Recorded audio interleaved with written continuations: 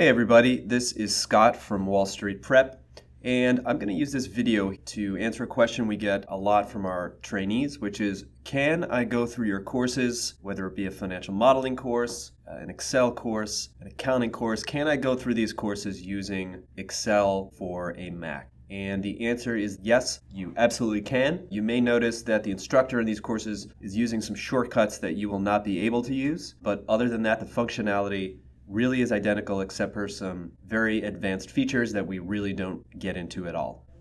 Now, if you're used to Excel for Windows and you've moved over to a Mac, I think the most challenging thing is going to be when it comes to navigating through the worksheet with shortcuts, which we're going to get into in a little bit.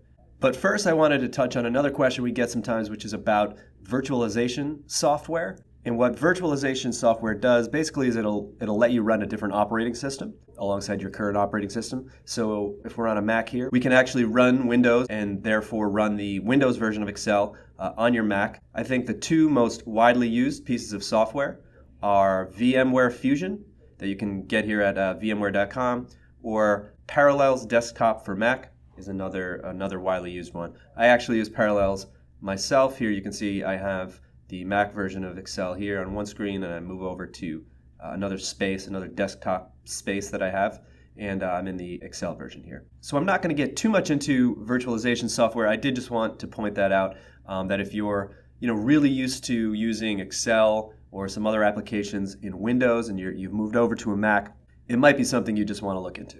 Okay, with that being said, now let's get into the issue of shortcuts. You should already have our Excel shortcut cheat sheet, which shows the most used shortcuts for both Windows and Mac. And if you don't have that, I'm going to put the link up right here.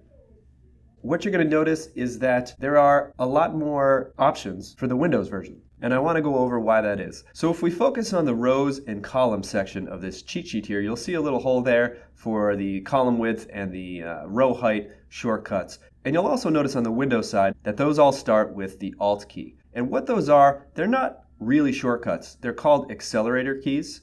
And what they do is they allow you to get into the ribbon and find various functions in there by using your keys. So let's look at this first one. I'm going to move over to my Windows version. And when I hit Alt, you'll notice those little letter icons pop up. And let's look at our first, in the rows and columns here, let's look at the first one that Mac doesn't have, and that's Set Column Width, Alt H-O-W.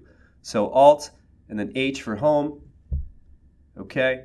And then we have O for Format, which is this over here. And then we can hit W, which is Column Width, and that's gonna pop up this little box here to set the column width. Now these accelerator key sequences, they are native to the Windows operating system. And these aren't really shortcuts. A shortcut, as I think of it, is something like Control O to open a file, Control S to save a file. It's a sequence of keys that actually performs a function. These sequence of keys, these accelerator keys, are really just a way to navigate through the ribbon. Now, Mac has something similar. You'll notice when you go over to the Mac side here, you have your ribbon as you do in the Windows version, but you also have the native Mac menu up top here, the menu that always says File, Edit, View, for example. Now, you technically can get into that menu. If you hit Control F2, you'll see the Apple icon is now highlighted, and I can use my arrow keys if I want to go through this. For instance, Insert, and if I hit down, I can go pop that down.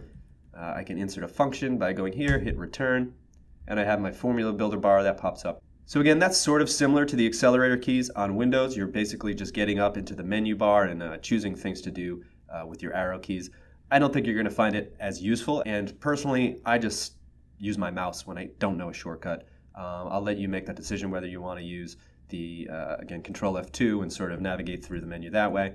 But then, again, you're actually navigating through the Mac menu for Excel. You're not navigating through the Excel ribbon itself.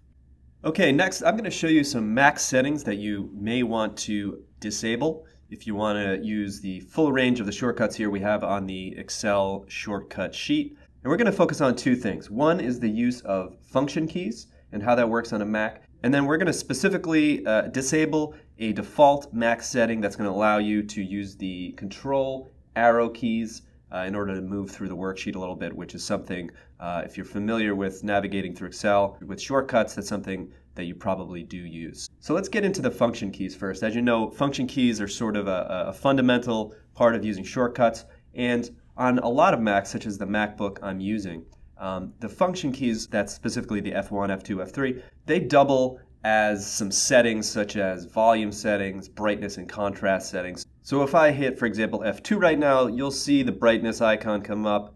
And so if you're in Excel on a Mac and you go ahead and you just hit F1, that's what's going to happen. So the only way to use those function keys without changing the default setting is to actually press the FN key. That's sort of the key that allows the F1, F2, F3 keys to be used as function keys. You're going to have to hold down the FN key and then hit F1. So remember, before when I hit F1, we had the brightness. Now if I hold down the FN key and I hit F1, we're going to get our shortcut to bring up the Excel help menu. Now obviously that's an extra step that you might not want to deal with, so I'm going to show you how to get rid of that. Go to your System Preferences up in the Apple menu, go to Keyboard, and you're going to find the first one highlighted here is Keyboard, and just click on Use F1, F2 keys as standard function keys. And now when I come back to Excel and I want to get my help menu up, I can just directly hit the F1 key and we're good to go. Okay, so the second Mac setting we're going to disable here has to do with Mac's mission control and spaces. If you're not familiar with that, if I go up here, you'll see I have a few spaces. I have Desktop 1, Desktop 2, and Desktop 3, which again is my Parallels Windows operating system. You can actually move through these spaces by hitting the Control and arrow keys like I'm doing here. And the downside to that is Control arrow keys are used for some important Excel shortcuts. So we're going to probably want to go ahead and disable that. So I'm going to show you how to do that. Again, go up to System Preferences, and again, we're going to go to the keyboard. We're going to go to the shortcut section, and right under Mission Control here, there's this little drop down. It should already be dropped down. Move a space left and move a space right. We're going to disable those.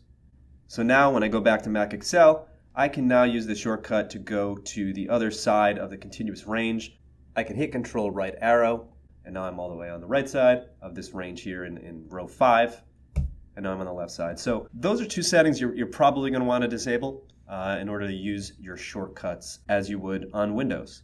So that's about it. What I did not intend to do is to go through all of the actual key differences for the Mac versus Windows shortcuts. That's what this Excel cheat sheet is for. And if you're just getting started with shortcuts, I would urge you to just pull up a sample sheet, a sample spreadsheet, and go through all of the shortcuts, see what they do, get familiar with them, and I think you'll find them very helpful. Now, if you're planning to learn more about shortcuts for Excel, and you're in our Excel course, even though the instructor is using Windows, I would still go through the shortcuts videos.